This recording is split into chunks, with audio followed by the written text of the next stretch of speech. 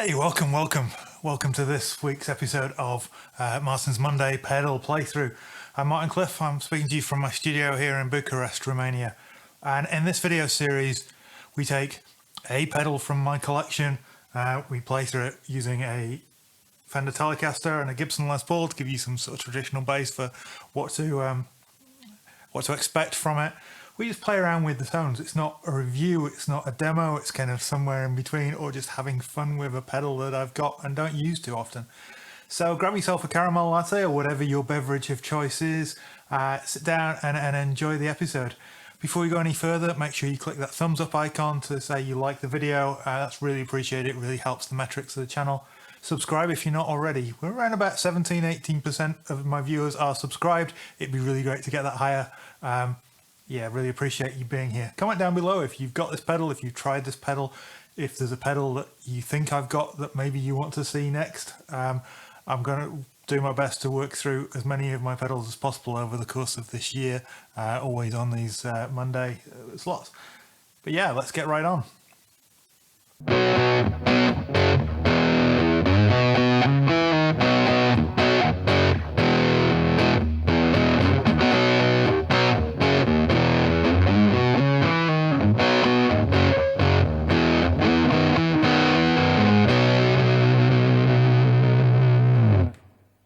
Now, a few weeks ago, I reviewed a pedal from Zander Circuitry called the American Geek, which was based on the transistor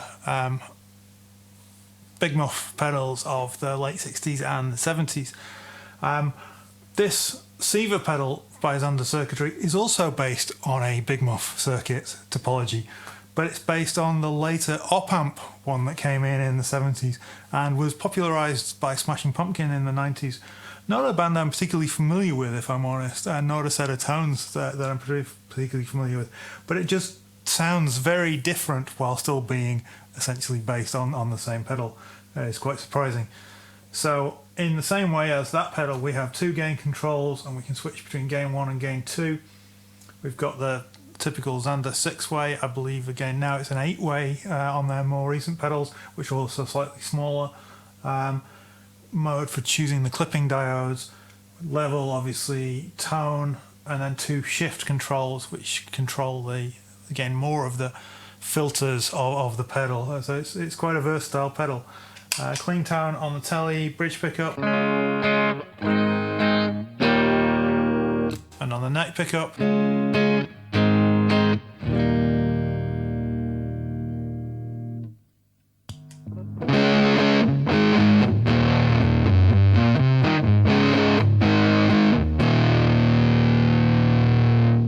So loads of low end on that neck pickup sound.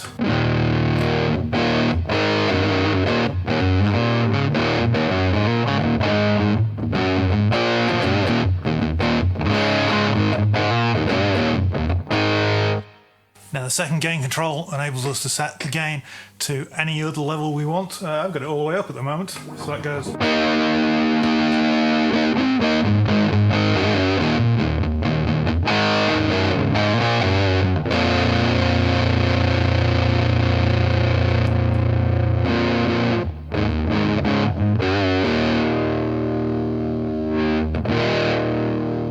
Pulling back the guitar volume doesn't clean it up very much, but that's fine. That's not what you'd use this kind of pedal for. It gets quieter, but it doesn't really change the sound.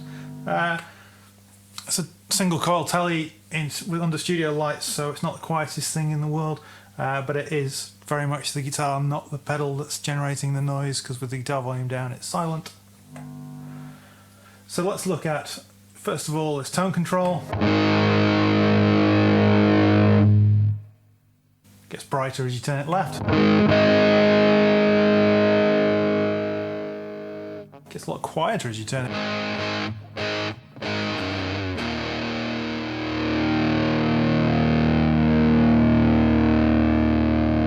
So that's really interesting. You lose a lot of kind of punch to the signal when you turn it too far clockwise. It may respond differently to different guitars. I don't know. We'll find out later. Then these two shift controls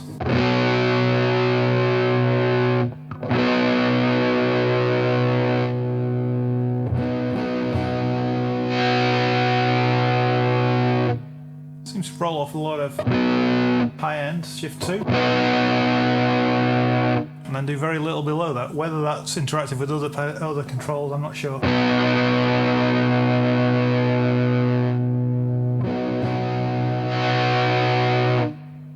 Yeah, around about 2 o'clock seems to work. Mick Taylor would be proud.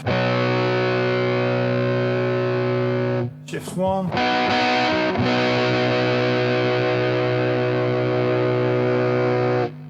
Very fizzy at its high end.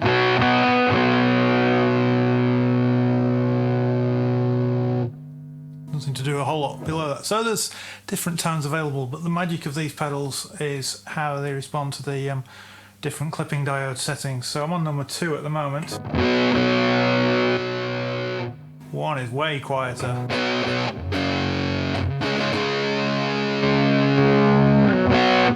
3 is way louder. Hope I'm not clipping the mics. 4. Again, quieter, slightly more fizzy, zippery.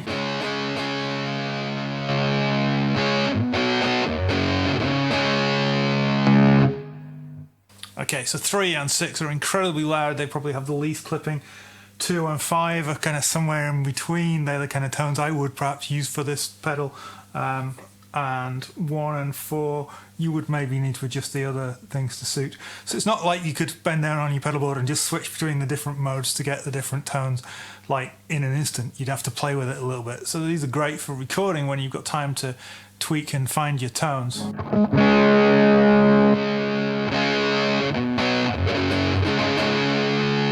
But maybe not so great for in a live situation unless you just have one tone that you really like and you want to be able to get that using the controls here, which is perfectly valid. You know, if you, a lot of us don't touch our pedals during the course of a gig, so you can find 1 or 2 tones on this and just remember exactly where they are and quickly set up your tone each time, and that's cool. It's just that we all have different sounds in our head that we want to try and approximate.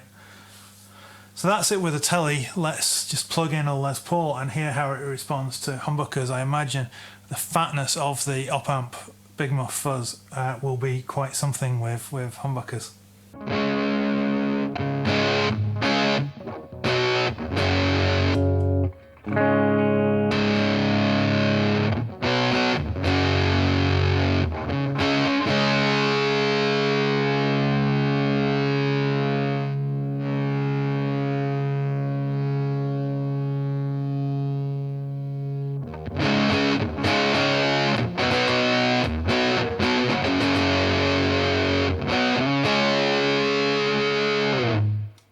So immediately I'm finding that setting 5 doesn't quite do it for me on this guitar, whereas it was the one that perhaps sounded the best to me on the Tele.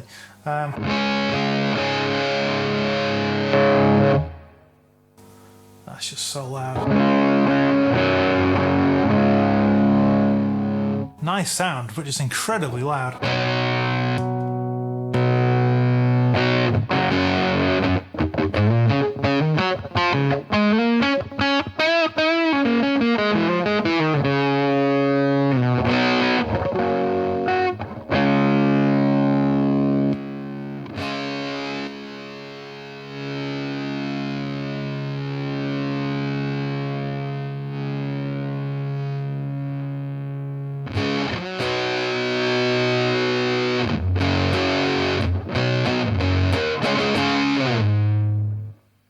Now you'll notice that I've still got the level really low. It's like 10 o'clock. So there's plenty of output, even on these quieter settings like 4 and 1, that you can get it to be unity gain or a lot more than unity gain if you want to do the whole, like Dinosaur Jr. thing of driving a muff with everything on full into the front of a Marshall or whatever to get that huge wall of sound. I'm not going to do that here because I think my neighbours would hate me.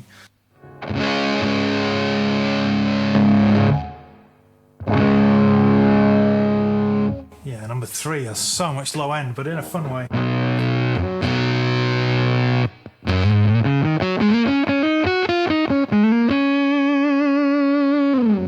It's very smooth sounding, particularly on the neck pickup. Let's try on the bridge.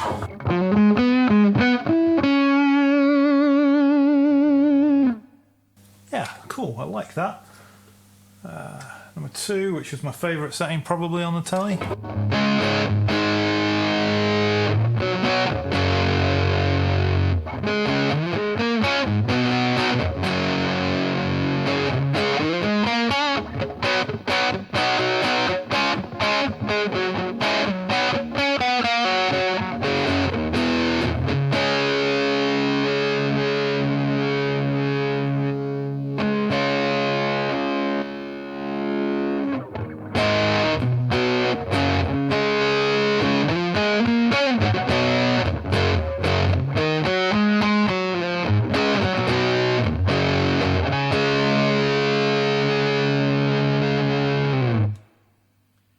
Now, if I've got any criticism of this pedal other than just the challenge of working with it in a live situation with the vastly different amounts of output in the 6 modes, is that under the wrong light, and particularly the way the light reflecting into my eyes, hopefully it's better on the camera, the white on the gold is very hard to read. It's like I have no idea what I'm looking at without concentrating really hard. Yeah, I've seen worse pedals for reading. The Cattle and Bread Antichthon with its black on black is particularly notorious for that. And I believe the Wampler Gearbox, which is orange on orange again, is also really hard to read. But something that stood out more would maybe make the pedal a little bit more useful. But again, it's such a powerful pedal. There's so many cool tones in here that I wouldn't let that put you off. And now they have a very different graphic kind of design, and they're a smaller pedal with more options, so very cool. Alex at Zander Circuitry produces really good stuff. He's a UK builder, small builder, cool guy, so definitely something that I could recommend checking out.